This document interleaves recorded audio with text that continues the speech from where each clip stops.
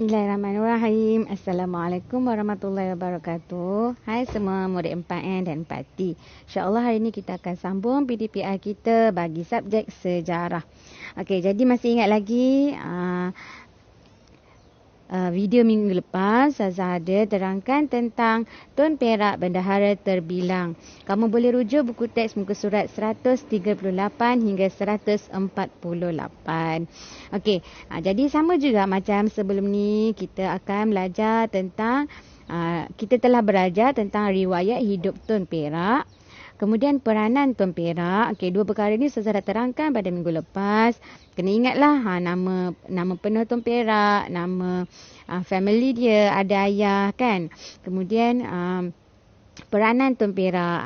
Ada 4 perkara yang Ustazah dah minta kamu senaraikan minggu lepas. Jadi minggu ni kita akan sambung sikit lagi iaitu kebijaksanaan Tun Perak. Okey, jadi apakah yang kita akan belajar dalam kebijaksanaan Tun Perak? Okey, sebelum tu saya ulang sikit. Siapakah Tun Perak? Yang baju warna purple tu. Itu adalah Tun Perak. Kemudian baju warna kuning ni Sultan. Okey, Tun Perak ni sebagai orang kanan lah, orang kanan ataupun orang terpenting bagi penasihat Sultan.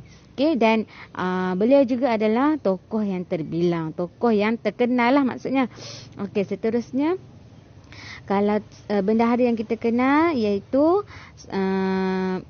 Tun Perak. Okey, kami tengok ini yang sebelum ni lah kita belajar tentang tajuk tokoh terbilang. Bendahara Tun Perak menguruskan pentadbiran secara sistematik, menunjukkan kesetiaan tinggi terhadap pemerintah.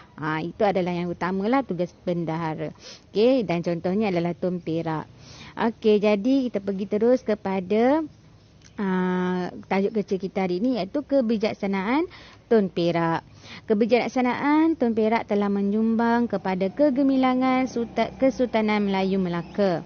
Kebijaksanaan beliau dapat dilihat dalam pentadbiran, pertahanan, diplomatik, pengembangan agama Islam dan mempertahankan Kesultanan Melayu Melaka. Okey, maksudnya kebijaksanaan Tun Perak ni dalam menguruskan perkara-perkara ini lebih hebatlah.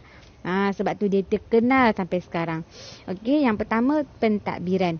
Tun Perak berjaya mewujudkan kerjasama yang erat antara Sultan dengan pembesar dalam pentadbiran.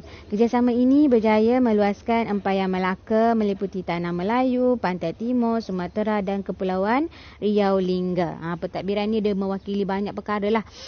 Berurusan secara perdagangan, berurusan secara diplomatik, berurusan secara untuk mendapatkan keamanan ataupun melalui peperangan. Okey, semuanya terlibat dalam perkara ni lah pentadbiran. Okey, seterusnya pertahanan. Tun Perak mengarahkan supaya jamu dipasang pada setiap pokok bakau di sepanjang pantai. Tentera Siam membatalkan hasrat untuk menyerang Melaka. Mereka menyangka ramai tentera Melaka telah bersiap sedia di sepanjang pantai tersebut. Ini adalah salah satu strategi lah untuk melakukan untuk adanya peperangan mestilah ada pertahanan juga. Tak adalah kita lawan je, kita kenalah bertahan juga supaya bila kita lawan kat belakang ni dah diserang. Tak boleh lah macam tu. Okey, ini antara kebijaksanaan Tun Perak lah, idea beliau lah. Okey, memasang jamu tu api macam obor tu diletak dekat sepanjang dekat pokok bakau sepanjang sungai, sepanjang pantai tu. Jadi tentera yang nak menyerang tu, tentera Siam tu, dia tak jadi nak datang untuk serang. Sebabnya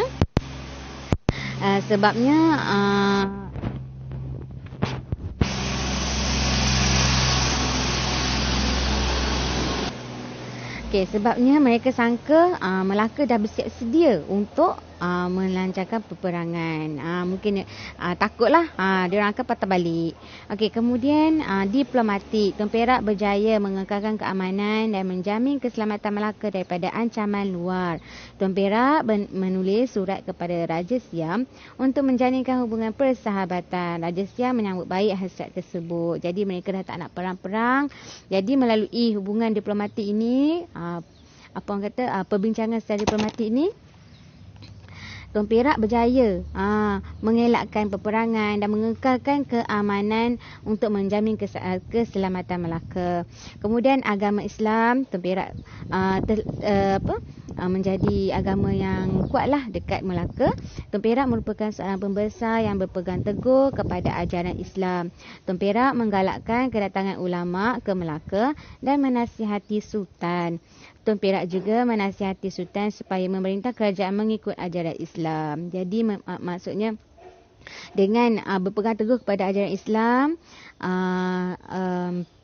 Tuan Perak dapat menggalakkan ulama ke Melaka dan menasihati Sultan dengan cara Islam.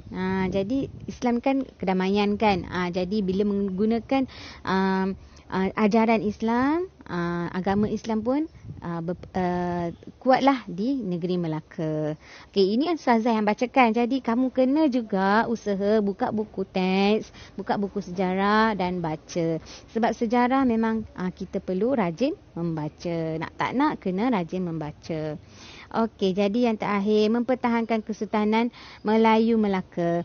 Kebijaksanaan Tuan Perak terbukti apabila beliau mempertahankan Kesultanan Melayu Melaka dalam peristiwa anaknya Tun Besar dibunuh oleh Raja Muhammad. Tuan Perak melarang pengikutnya menuntut bela, sebaliknya minta mereka supaya setia kepada Sultan Melaka. Okey. Walaupun anaknya sendiri melakukan kesalahan, Tuan Perak membunuh Raja Muhammad terus membunuh Tun Besar. Tun Besar tu anak kepada Tuan Perak. Kerana waktu tu mereka sedang bermain bola sepak raga ataupun bola takraw. Dan bola tu disepak oleh Tun Besar, terkenalah kepada Desta. Desta tu macam topi Tun Perak. Okey, jadi jatuhlah Desta tu. Jadi Raja Muhammad membunuh Tun Besar. Walaupun anaknya dibunuh oleh anak raja, tapi Tun Perak tidak membuat balasan, membuat dendam, membalas semula. Dia mengikut titah Sultan Melaka. Kebijaksanaan Tuan Perak dalam mentadbir mempertahankan kerajaan dan buat keputusan telah mendapat kepercayaan Sultan. Jadi walaupun dia kena anaknya terbunuh, dia masih lagi setia kepada raja. Sebab itulah negeri Melaka aman damai. Okey, jadi tugasan pada minggu ini senang je. Kamu boleh klik link word wall yang dilampirkan di Google Classroom dan selamat menjawab. Ustazah bagi link tu, kamu klik dan jawab. Dia macam quiz jugalah, kamu terus dapat jawapan. Jadi bila dah siap, jangan lupa klik turn in. Turn in tu maksudnya kamu dah buat, dah siap lah. Kalau kamu nak bagi hantar, nak snap screenshot gambar yang dah siap pun tak ada masalah. Boleh bagi dekat Google Classroom. Okey, itu saja untuk minggu ini. Kamu teruskan usaha dan terima kasih. Assalamualaikum warahmatullahi wabarakatuh. Bye.